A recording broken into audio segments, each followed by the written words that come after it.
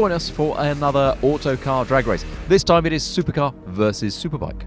Four-wheel drive versus one-wheel drive. And two very different ways of going fast within the Volkswagen Group. Now, if you like this video, please don't forget to subscribe to the channel for videos like this every single week. The Panigale V4 is the fastest mass-production Ducati in the current range, and it marks the significant switch from a V twin-cylindered engine to a V4, effectively to make a better racing bike. Its 1103cc engine produces 211 brake horsepower at, wait for it, 13,000 RPM and 91.5 foot-pounds at 10,000 revs. It comes with fully adjustable front and rear suspension with a single-sided aluminium swing arm at the back, and it wears Pirelli Diablo Supercorsa SPs as standard. They tell me they're good. And it has a curb weight of just 198 kilos. I know that isn't very much.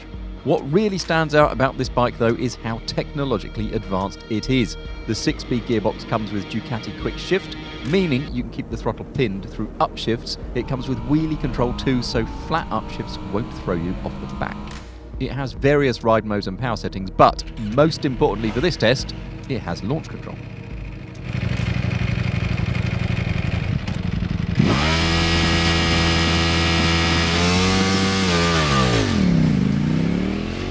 This V4 is not the V4S. The S would be 3 kilograms lighter, but we've gone for what you would call the standard model in each manufacturer's range. So likewise, we have an Audi R8 V10 and not the V10 Plus. So in this form, it develops 540 brake horsepower at 7,800 revs and 398 foot-pounds at 6,500 from its 5.2 litre V10.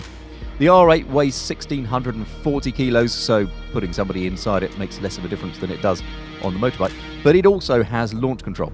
That's activated by putting the car into dynamic mode, turning the traction control to the right setting, and then standing hard on the brake before standing quickly on the accelerator at the same time.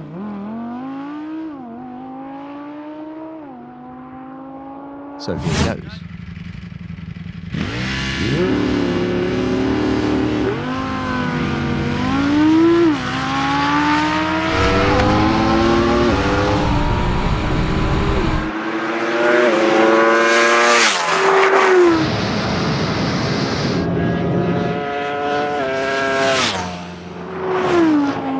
At launch then, things are a little bit give and take. The Audi's four-wheel drive system would like to throw itself down the track quicker than the bike, but the launch control takes a mite longer to react than it does on the Ducati. The Ducati, meanwhile, would get away very quickly, but Neil has to feather the clutch slightly so that despite the wheelie control, he doesn't get thrown off the back.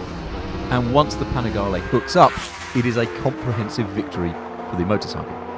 And so to the times.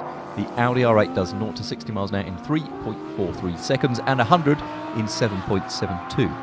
It breaks the standing quarter-mile mark at 11.5 seconds at 126.6 miles an hour and a standing half-mile in 18.3 seconds at 150.4, which is quick, but not as quick as the Ducati, which goes from 0 to 60 in 3.28 seconds. It gets to 100 miles an hour in 6.3 seconds. That's almost a second and a half faster than the R8.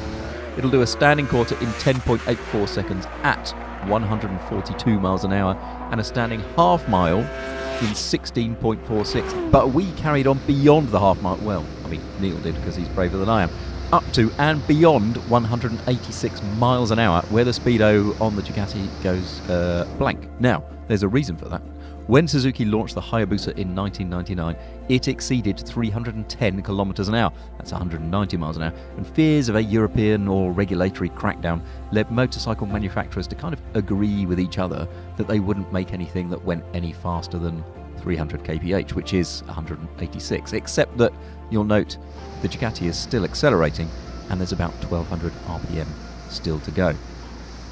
If you like this nonsense, please don't forget to subscribe and find us all the time on autocar.co.uk.